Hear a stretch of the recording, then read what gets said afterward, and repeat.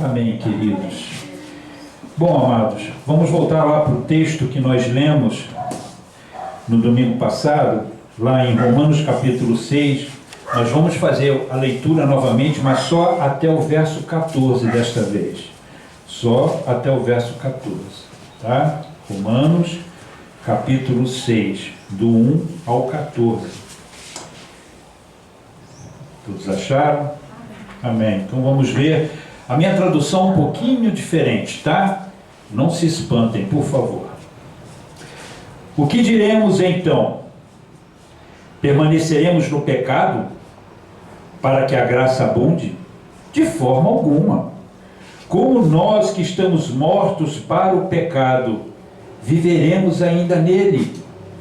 Não sabeis que todos os que fomos batizados em Jesus Cristo, fomos batizados na sua morte?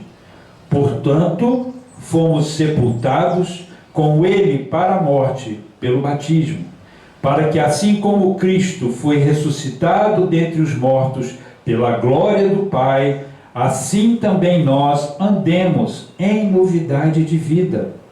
Porque se fomos plantados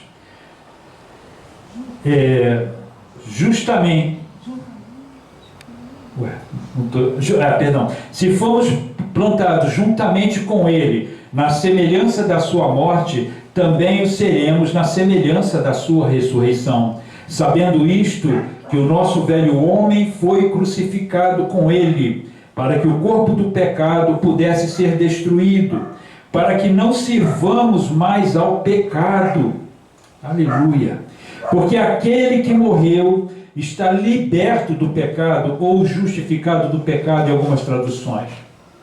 Ora, se morremos com Cristo, cremos que também viveremos com ele, sabendo que, tendo sido Cristo ressuscitado dentre os mortos, já não morre, a morte não tem mais domínio sobre ele. Versículo 10. Pois quanto ao morrer, ele morreu uma só vez, mas o pecado é para o pecado, mas quanto ao viver, vive para Deus. Assim também vós, considerai-vos mortos de fato para o pecado, mas vivos para Deus em Jesus Cristo nosso Senhor.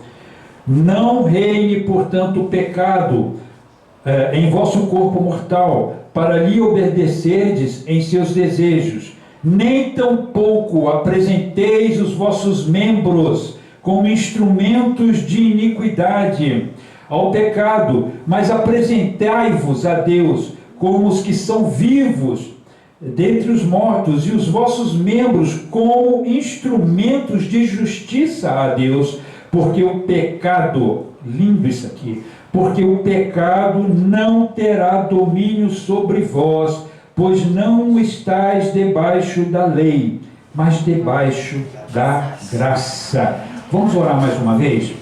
Querido Senhor, Deus maravilhoso, Pai, eu me entrego nas tuas mãos agora, Pai. Me entrego totalmente diante de ti. Deus, não deixe que eu fale coisas de mim mesmo, mas me toma agora através do teu Espírito, para que eu fale somente aquilo que o Senhor deseja. A glória é tua, a honra é tua, a palavra é tua. Usa-me, Senhor, como instrumento teu neste momento, em nome de Jesus. Amém. Podemos assentar, queridos. Bom, irmãos, deixa eu colocar algumas situações aqui. A primeira delas é que eu não estou com pressa de terminar esta mensagem. Isso é ponto passivo, tá? Porque Deus me chamou para trazer esta palavra, mas para fazê-la com muito cuidado, mas muito cuidado mesmo, para que todos possam absorver a riqueza, a preciosidade desta verdade colocada por Deus aqui na sua palavra. Esse é o primeiro ponto.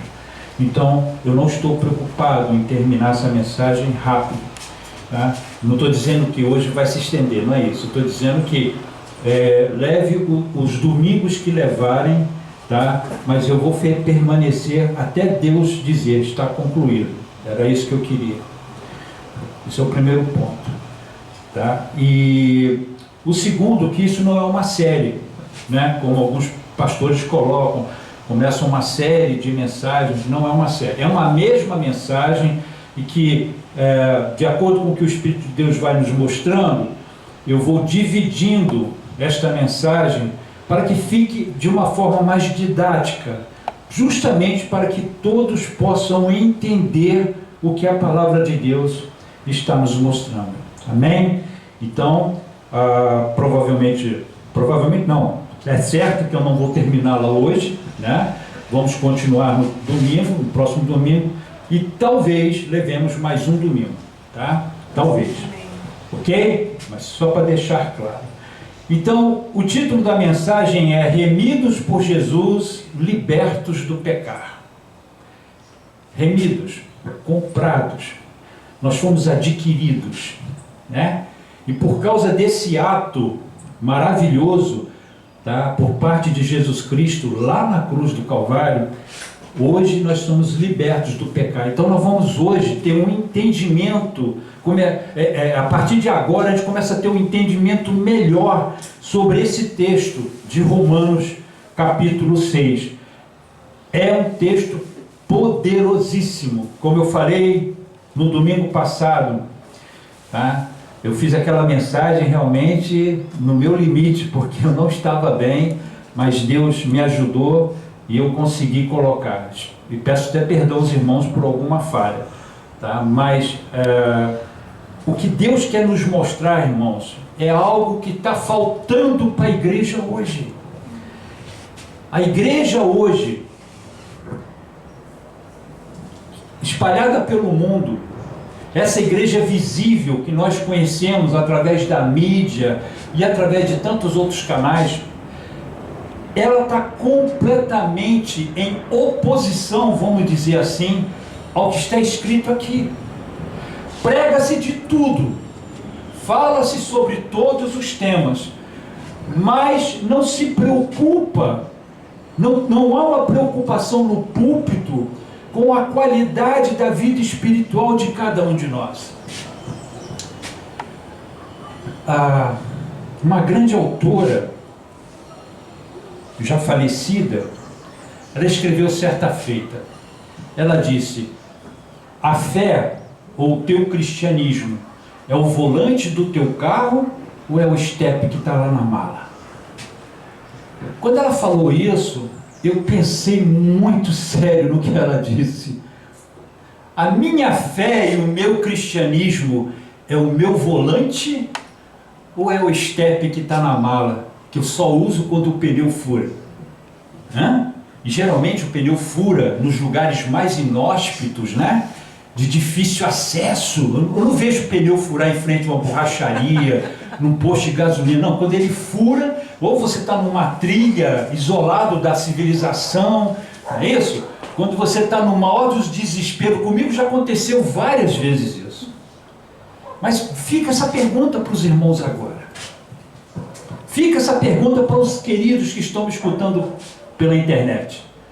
O teu cristianismo, a tua fé, é o teu volante ou é o teu estepe? Ele é Ele que conduz a tua vida e todos os teus atos, os teus procedimentos, ou você só lança a mão dele nos momentos difíceis da sua vida? É algo para a gente refletir. Então, o que é pregado lá fora, o que é ministrado hoje nos púlpitos, não tem nada a ver em levar o povo a uma qualidade espiritual de busca. Olha que coisa maravilhosa aconteceu hoje na escola dominical. Uma matéria importantíssima. Hoje tratamos sobre o jejum bíblico. E jejum é uma prática cristã, como muito bem foi falado aqui. É uma prática, irmãos. Prática pressupõe algo que é feito dentro de uma rotina. É algo que vai acompanhar você sempre. Agora, olha que coisa mais linda ainda. É quando se tira de nós aquela coisa perversa da religiosidade, em que você tem um peso sobre você, de que você é obrigado a fazer, ou, digamos assim, constrangido a fazer. E aí nós aprendemos hoje pela palavra de Deus que é algo importante, urgente, prioritário, que acompanha a nossa necessidade, ou seja, naquele momento de luta, de angústia, de dificuldade, quando a situação está premente, quando aquilo é urgente demais, nós simplesmente nos abstemos do alimento, dizendo para Deus: ó Senhor, eu estou aqui diante de Ti e eu preciso dessa resposta de forma urgente. Ó Deus, acode-me, dá-me, ó Deus, o alento que eu necessito. E aí a gente busca a Deus, e nessa busca simplesmente nos abstemos de alimentar e de beber. Não é algo que nós decidimos: toda terça e toda sexta eu vou jejuar. Olha só o que nós aprendemos hoje. Então, queridos, veem como Deus está nos levando numa direção, como Ele está nos mostrando como fazer, o que fazer, quando fazer.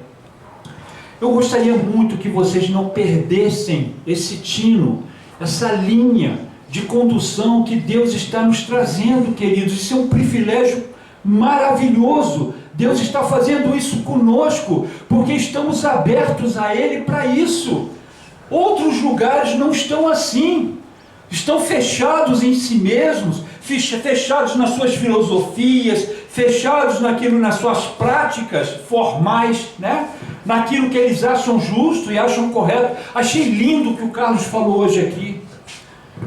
Quando a gente transforma o jejum em algo que eu posso fazer. Achei lindo isso. Eu posso fazer isso, então eu posso chegar diante de Deus com alguma coisa que eu posso fazer.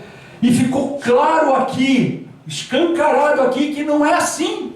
Eu não posso fazer nada, porque eu não tenho nada, não tenho como chegar diante de Deus por mim mesmo.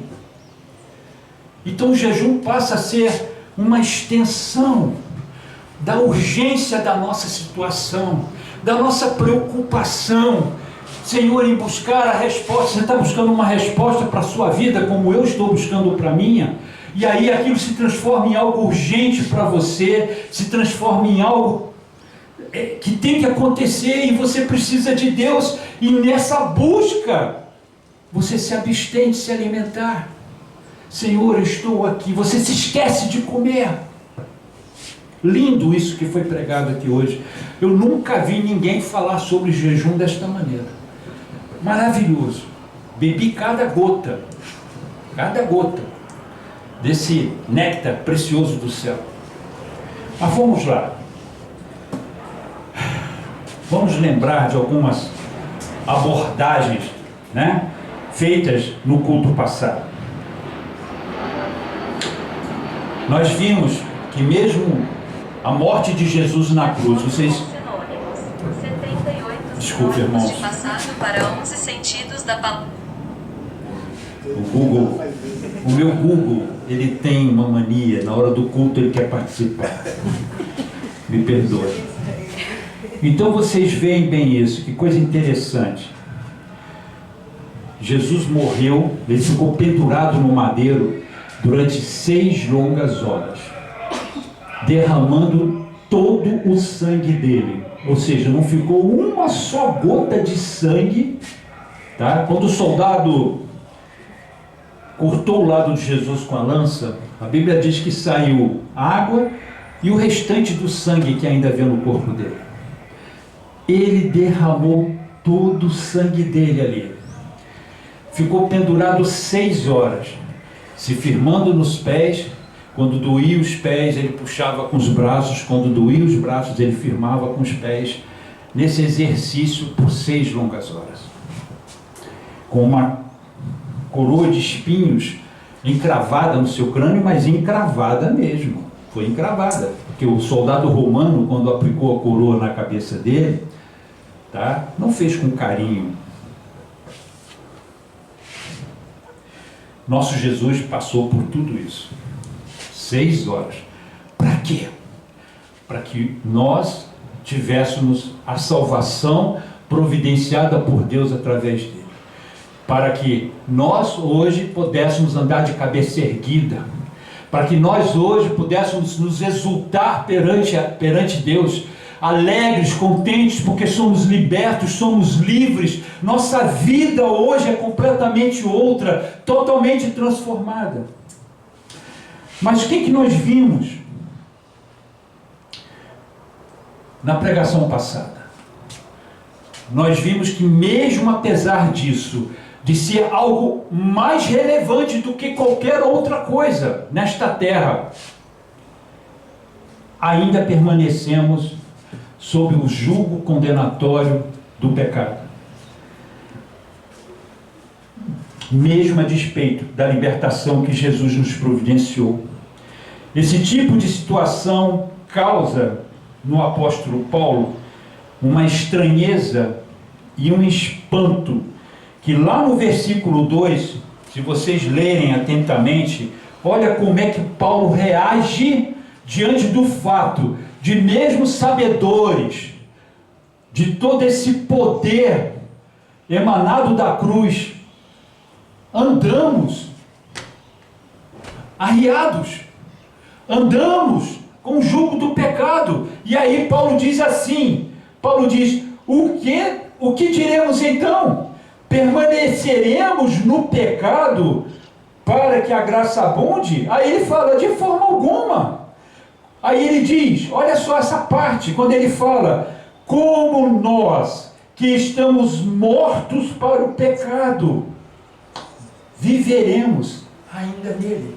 Na cabeça de Paulo, meus irmãos, não entrava o fato, não dava para entrar o fato de um cristão liberto, de um cristão cheio do Espírito Santo, ainda ceder à pressão do pecado. Porque Paulo dizia, caraca, você já está morto, já acabou, você está morto para o pecado, então não tem como você andar mais nele, não tem como mais você ceder à pressão dele. O texto de Romanos 6, de 1 a 23, eu falei aqui, que eu considero como a espinha dorsal de toda a nossa fé. Porque, queridos, se nós não conseguimos entender a questão da justificação, que é o que trata o texto, não temos como levar uma vida de santificação, que é a consequência disso. Ou seja, para que eu entre na prática de uma vida consagrada, para que eu possa trabalhar com Deus, veja bem, não sozinho, mas para que eu possa trabalhar com Deus em uma vida de consagração, primeiro eu preciso entender o que Ele fez na cruz por mim. E essa coisa ficou técnica demais. Esse negócio tem sido explicado de uma forma técnica demais. As pessoas não têm conseguido absorver o valor tremendo desse sacrifício maravilhoso que Jesus fez na cruz. E Ele só fez uma vez, não precisa se fazer mais nada, acabou, terminou. Tudo foi feito lá na cruz, para que nós pudéssemos alcançar toda essa bênção que foi providenciada por Deus na cruz do Calvário. E aí, a partir do entendimento disso, pudéssemos andar numa vida de santificação. Hoje, não se prega mais nos púlpitos sobre justificação. O quê? Justificação? Não. Uma matéria muito teológica, é pesada demais. Falar de pecado? Que isso? Não, que coisa horrorosa. Falar de pecado? Não. Vida consagrada? Vida no altar? Não. Isso aí, falar sobre isso, causa a impressão de cerceamento, de impedimento. A pessoa não tem mais direitos, não pode mais fazer coisas. Então essa matéria, foi varrida do púlpito. Hoje se prega sobre coisas melhores, né? Sobre a grandeza do ser humano, Eu sou a segunda voz do universo. Posso decretar o que eu quiser aqui que vai rolar. Hoje é bom pregar sobre autoajuda, transformar os versículos bíblicos, né, na marretada, porque só consegue fazer isso, eu sempre falei isso, você só consegue perverter um versículo bíblico na marreta, dando marretada, espanando o parafuso. Já viu? Parafuso não entra, peraí, vou resolver isso aqui agora, me dá uma marreta aí, e vai no parafuso e pá, pá, até o danado entrar. Nesse sentido, tá, nós conseguimos, e é o que eles fazem lá fora. E aí, meus irmãos, sai uma igreja totalmente deformada, doente, porque não recebe a palavra genuína de Deus. Então, eu falei que eu considero que o texto de Romanos é a espinha dorsal da nossa fé, do nosso entendimento. Precisamos entender que a justificação já providenciada para nós por Deus em Cristo Jesus desemboca na santificação, que nos leva progressivamente para mais perto de Deus. Ou seja, sem a compreensão exata da justificação, não é possível praticarmos a santificação. Fica impossível, irmãos, porque precisamos primeiro entender o que Deus fez sobre nós. Guarde isso na sua mente. Se você não conseguir entender a justificação na sua vida e o poder dela em você, você não vai conseguir caminhar em santificação, queridos. A igreja, nós glorificamos a Deus, não na nossa ignorância. Não é sendo ignorantes em relação à palavra, foi outra coisa que foi falada também, que nós glorificamos a Deus. Nós glorificamos a Deus quando entendemos o que Deus está nos mostrando. Olha o que o Senhor fala lá em Oséias capítulo 4, verso 6. O meu povo é destruído por falta de conhecimento. O meu povo é destruído. O povo está sendo destruído hoje. Isso mexe comigo. Por falta de conhecimento, porque não está sendo ensinado aquilo que é certo. Não está sendo mostrado o que é verdadeiro.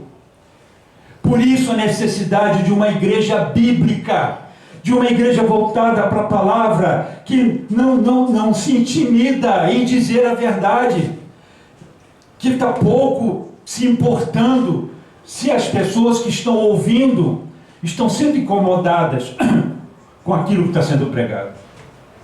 Vocês entendem? Os pastores hoje estão amedrontados, têm medo de perder a audiência, têm medo de perder o like lá no YouTube, tem medo da membresia sair. Fiquei sem microfone. Alô, alô? Alô?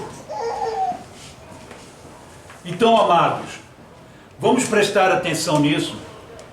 Hoje o que nós vemos, o que nós enxergamos, tá, é os líderes das nossas congregações preocupados em conquistar a audiência, preocupados em trazer uma palavra boa aos ouvidos. Lá em João capítulo 8, 32, usado uma boa maneira de se pegar um texto bíblico e usá-lo fora do contexto, e usá-lo de uma forma aberrante, é a forma como foi usado. Tem sido usado ultimamente. Conhecereis a verdade, e a verdade vos libertará. Meu Deus, o que é falado aí fora não tem nada a ver com o que o contexto bíblico diz.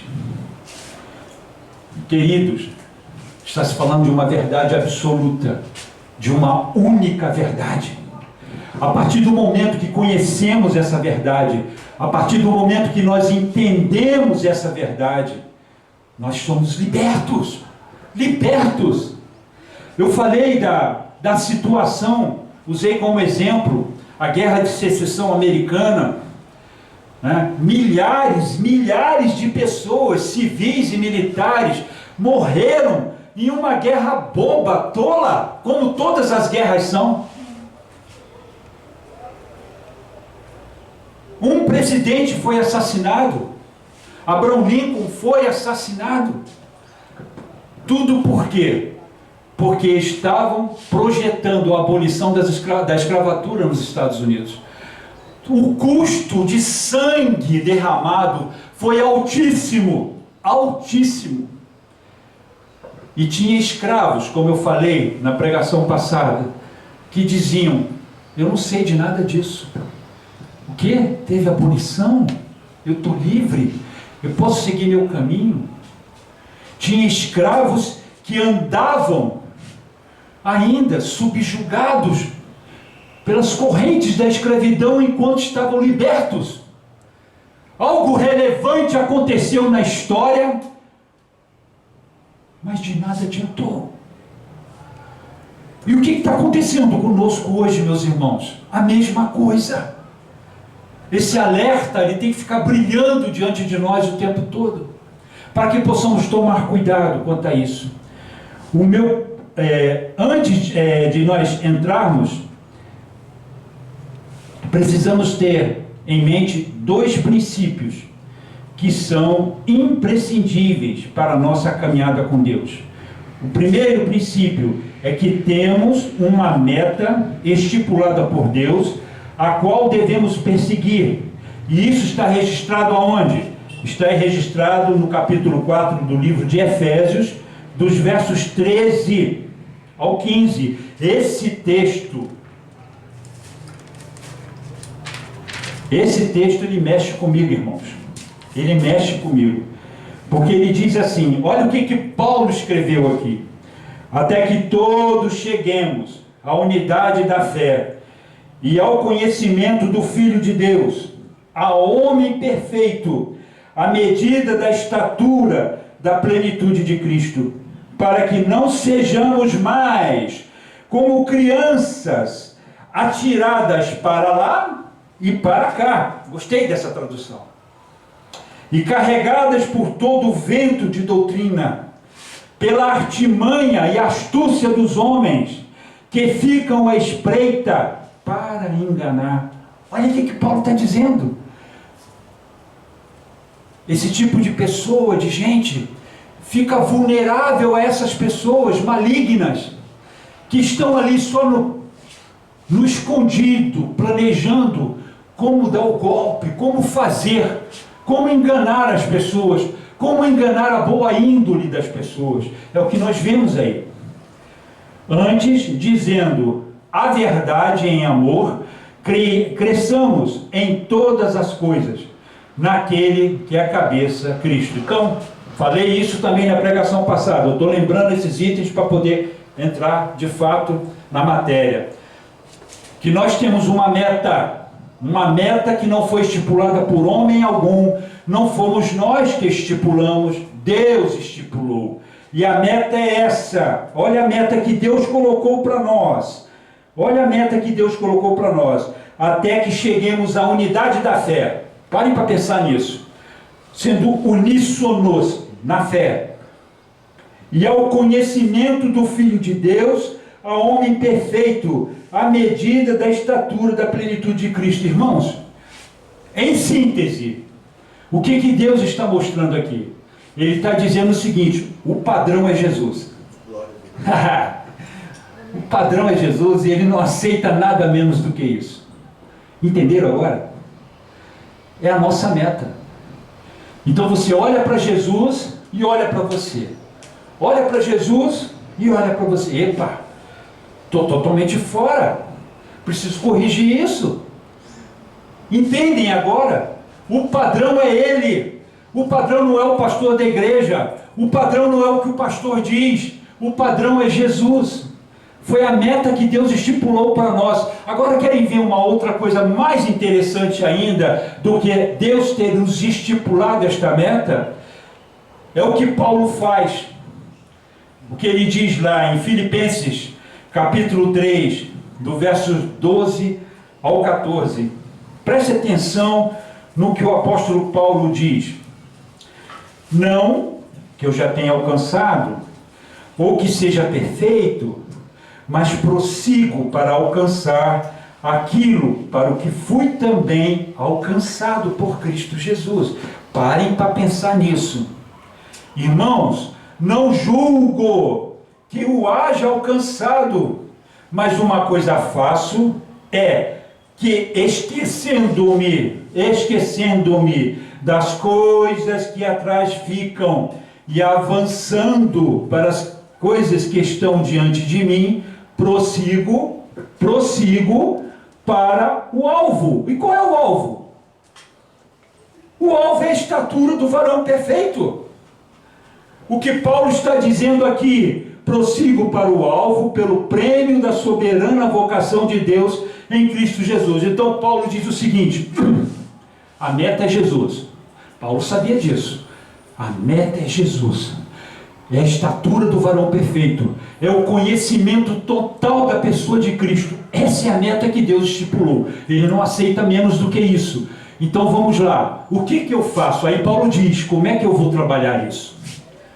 Como é que eu vou fazer isso acontecer? Aí ele dá uns princípios aqui importantes. Ele diz: o primeiro, esquecendo-me das coisas que para trás ficam. Irmãos, parem para pensar nisso.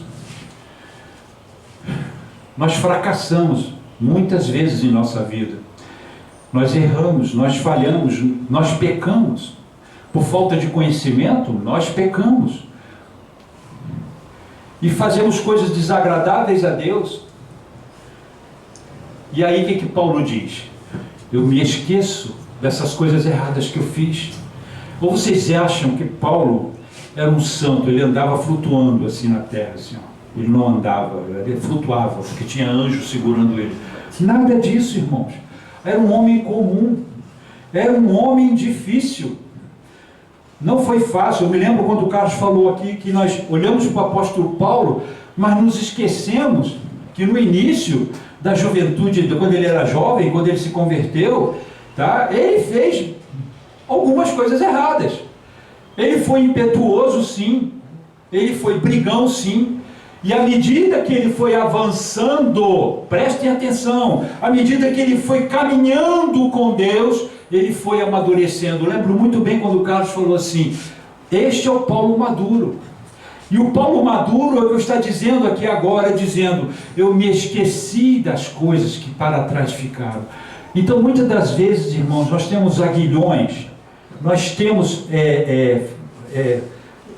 correntes nos segurando por coisas que fizemos lá atrás.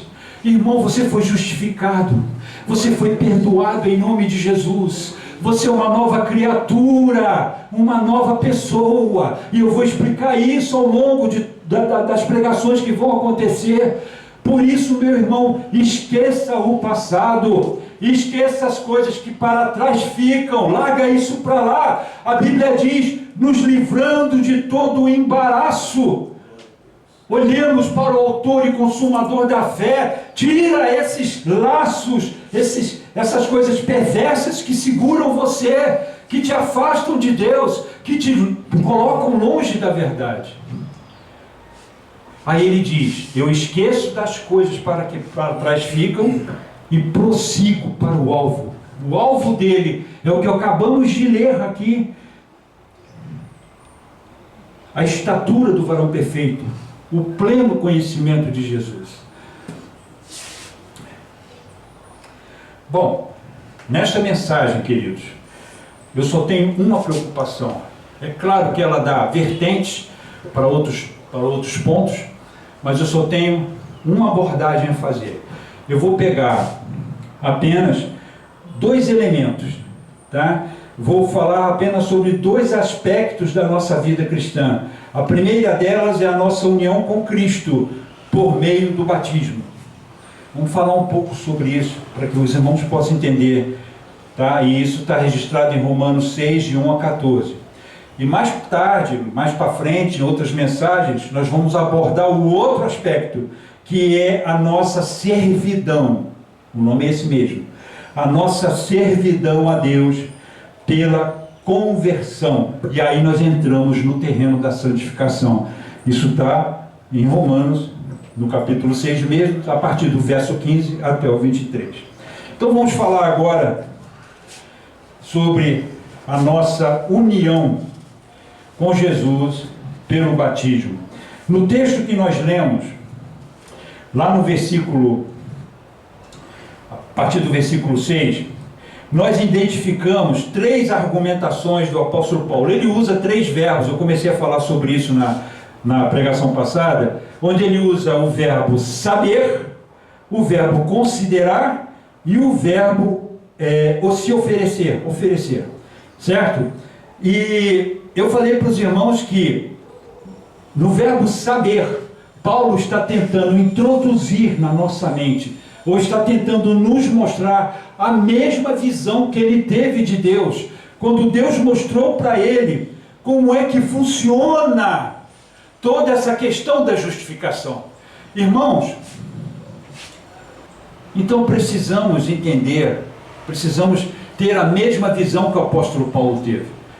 Tá? Então o que ele quis nos mostrar é isso, que sem o conhecimento dessa matéria, somos muito prejudicados. Então olha só, a fé cristã, antes de tudo, está fundamentada sobre o entendimento. Crer é também pensar. Se vocês lerem lá em Tessalonicenses, 1 Tessalonicenses capítulo 5, verso 21, está escrito assim: examinai todas as coisas e retende o que é bom. A ordem é: examine, use a tua inteligência, use a tua cabeça. Isso aqui não foi feito para botar chapéu, meus irmãos. Foi feito para... Somos seres pensantes. Fomos criados para raciocinar. A Bíblia fala de um culto racional. A Bíblia diz que nós devemos examinar. Então a fé, ela é ligada também ao entendimento. Precisamos entender, procurar saber, pesquisar, ler a Bíblia, para que possamos adquirir o conhecimento necessário sobre isso e sobre tudo que Deus tem nos falado aqui nesse livro santo. E como já vimos, a ignorância da verdade não glorifica a Deus e nem possibilita o crescimento na graça. Pararam para pensar nisso? O que acontece aí fora hoje? As pessoas aceitam qualquer lixo que é colocado. Basta alguém vir: tive uma revelação de Deus. Meu Deus, o anjo Gabriel falou comigo esta noite, eu vou trazer uma revelação para vocês, e o camarada coloca uma coisa absurda. Já contei aqui alguns casos para vocês. É interessante, irmãos, como isso se processa, como nós buscamos somente aquilo que nos interessa. Está todo mundo fugindo de compromisso. Todos nós estamos fugindo. Todos nós estamos fugindo de compromisso. Estamos nos afastando de Deus, preocupados com outras coisas que não são relevantes, com ensinos de demônios, como a Bíblia mesmo diz. Estamos preocupados, irmãos, com estas coisas. E com aquilo que realmente nos movimenta em direção a Deus, nós não estamos nos importando. Então a primeira coisa que nós precisamos saber,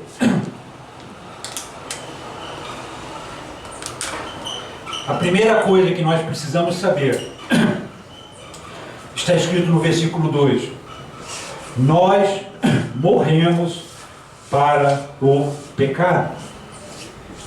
Nós morremos para o pecado, irmãos. E aí, eu falo isso com muita tristeza. O que acontece hoje? E eu falo isso com muita tristeza pelo seguinte: usamos isso como um jargão, né? Isso se transformou num jargão no nosso meio. E de forma tal, isso virou um jargão que... mas eu estou liberto do pecado. Mas você é liberto do pecado. E aí, uma coisa tremenda, porque vem alguém de fora, uma doutrina maligna, né, muito comum nos dias de Paulo, que era uma doutrina chamada de antinomiana, tá? Que dizia o seguinte: somos pecadores mesmo. Ah, já ouviram isso? Alguém chegar para você e falar assim: não, nós pecamos mesmo, porque nós somos pecadores.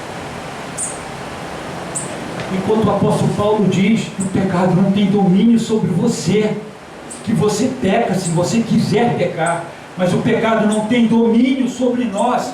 Então a primeira coisa que precisamos entender: nós morremos para o pecado, e a morte e a vida, elas não coexistem, elas não trabalham juntas.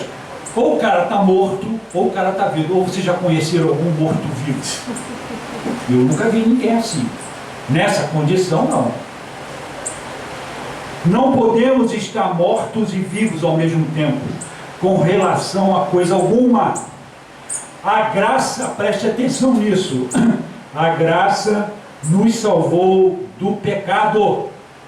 A graça não nos salvou no pecado, ela nos salvou do pecado. É diferente.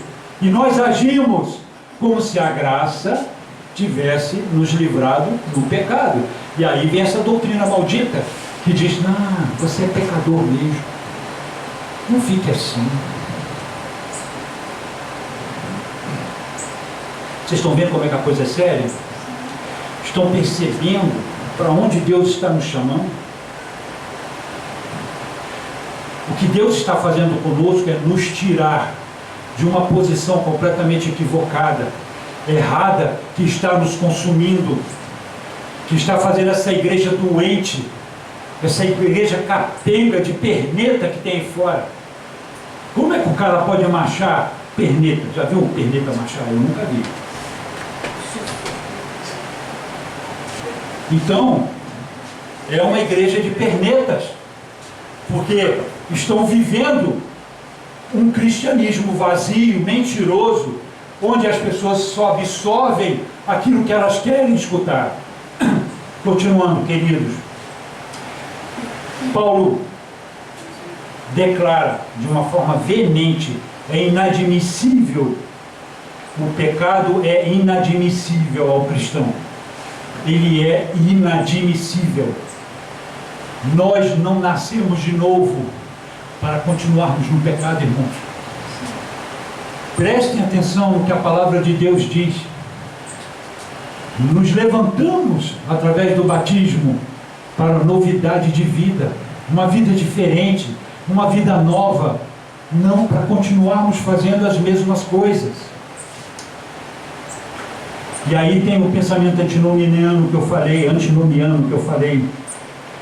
Então Paulo afirma aqui que o crente morreu para o pecado. Não podemos viver no pecado se estamos mortos para ele, assim como nós.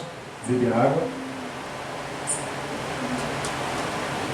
Assim como nós morremos pelo pecado em Adão, morremos para o pecado em Cristo.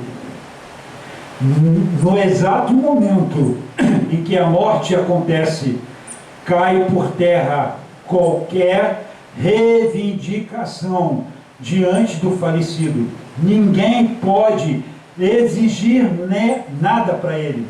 Autoridade financeira, credor, executor penal, só podem buscar algo entre os vivos. Vão prestando atenção nisso. Os mortos escapam a todo sistema de compromissos. Morrer muda radicalmente a posição legal. Morrer é libertação. Morremos para o pecado. E este é um grande grito de libertação. Então o que o texto diz é o seguinte: se nós estamos mortos para o pecado, todas as exigências feitas outrora, enquanto éramos pecadores, todas aquelas exigências, elas caem por terra, porque estamos mortos agora.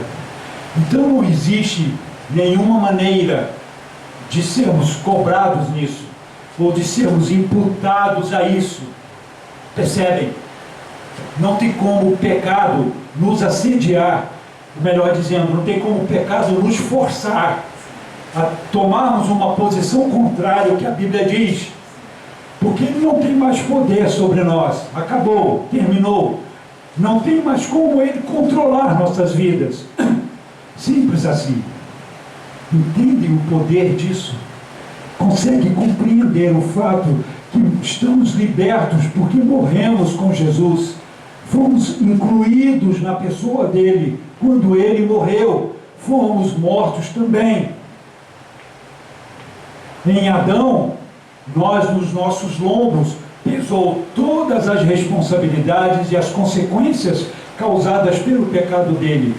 Em Cristo, incluídos na sua morte, morremos para essas coisas. Então não há mais instrumento, não tem mais instrumento para isso. Eu quero exemplificar. Eu quero ilustrar essa parte. Conta-se uma história, e essa história é verídica, de uma mulher nos Estados Unidos. Ela conheceu um rico fazendeiro, se enamorou dele, se apaixonou por ele e casou-se com ele. E durante a sua vida de casada, ela buscou servir a esse marido, porque ela o amava muito. Então ela estava sempre ao lado dele, como uma ajudadora, como uma mulher fiel. Mas, o que aconteceu? Esse marido veio a falecer, morreu. Mas como ela o amava demais, o que ela fez? Ela mandou embalsamar o marido, colocar em uma redoma de vidro e colocou na porta da sua casa. E durante anos, essa história é verdadeira, tá? Durante anos, ela ia e saía e voltava, e todas as vezes ela chegava na porta da sua casa e dizia: oi John, como é que você está? O meu dia foi maravilhoso hoje, e o seu? Como é que foi? Ela dialogava com ele. Os anos se passaram e surgiu uma oportunidade dela viajar para a Europa. E ela foi passear na Europa. Chegando lá na Europa, passado algum tempo, ela conheceu um outro homem, também gente muito boa, né? Aquele camarada amigo, companheiro, e ela se apaixonou por ele, casou-se com ele, né? E os dois decidiram retornar aos Estados Unidos para a propriedade desta mulher. E ele veio todo feliz, chegou e tal, pegou ela nos seus braços, né? Foi caminhando até a porta da casa e levou um susto. E ela chegou para ele chegou para ela e falou assim: meu Deus, o que é isso? Aí ela disse: ah, esse é o John, mas ele faz parte do passado. Imediatamente, já colocou no chão, né? Foi lá para o terreno, uma parte distante do terreno, cavou a cova mais funda que ele pôde cavar, pegou o John nos seus braços e jogou o John dentro da cova e o sepultou. Essa história ilustra a nós mesmos. É engraçada, mas ela ilustra. Porque o que nós fazemos? Jesus lá na cruz pegou o nosso velho eu, né? E sepultou ele. Fomos sepultados pela morte através do batismo. O batismo de morte de Jesus, nós fomos sepultados com ele, estávamos inclusos nele lá. Então Jesus pegou o nosso velho homem, a partir do momento que nós o recebemos ou aceitamos como Senhor e Salvador de nossas vidas, essa natureza nossa, esse velho eu, ele é sepultado. Jesus jogou numa cova muito funda. O que acontece hoje, irmãos, é que nós flertamos flertamos com isso, quando não deveríamos fazer.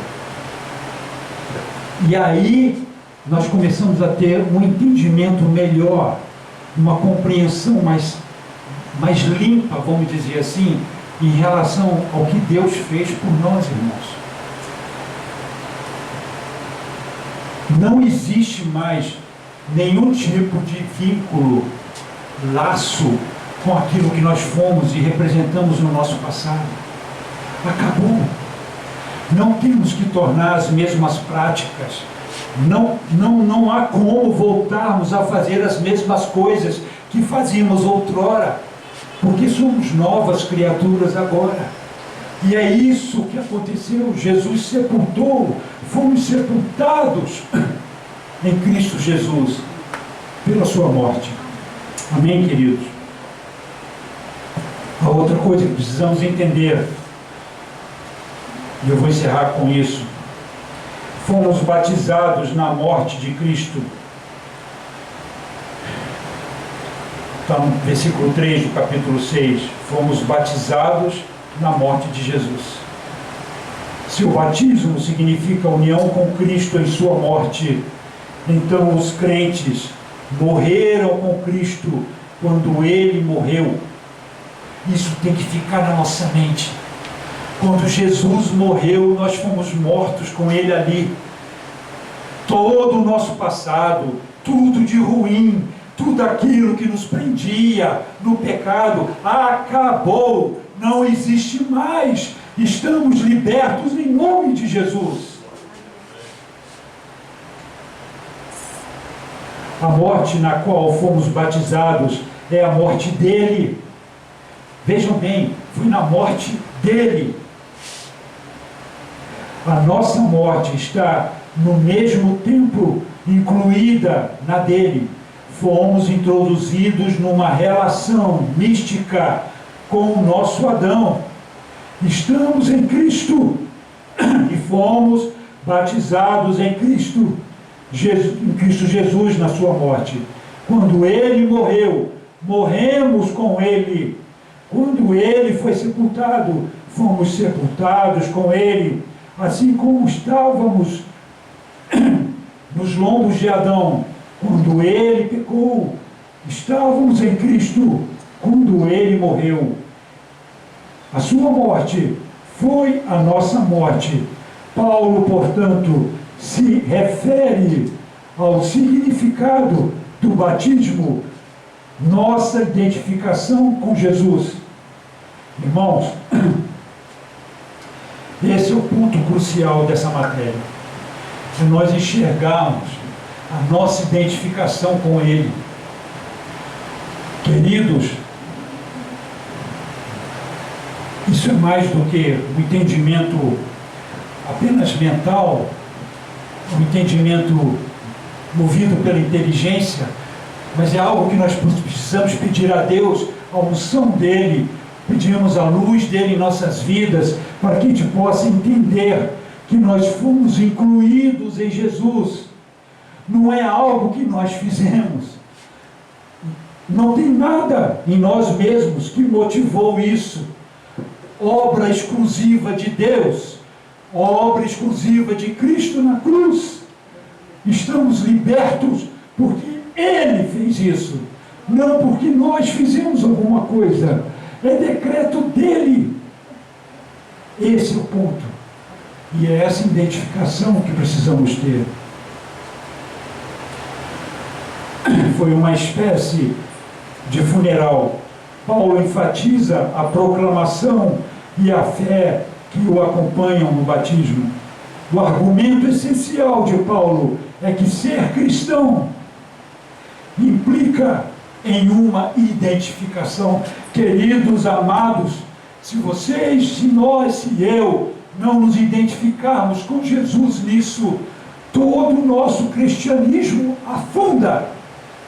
Vamos a pique, por não entendermos que esta obra já foi feita. Ela tornou-se legal. O diabo se cala diante disso. O inferno para. Não há mais nada que possa ser feito. Já está valendo. já está valendo. Há mais de 2000 anos. Já está valendo. E para encerrar, Cristo é essa união e representada por nosso batismo como se fosse um drama simbólico. Eu vou parar por aqui, por causa do tempo, também por causa da minha voz. Amados, esta é uma compreensão que precisamos ter. Queridos, precisamos pedir a luz de Deus em nós. Precisamos clamar por esta luz na nossa mente, para que Deus nos ilumine e nos mostre o quão grandioso isso é, queridos. É o que está acontecendo comigo. É o que Deus está me mostrando. Amados, estamos livres de pecado.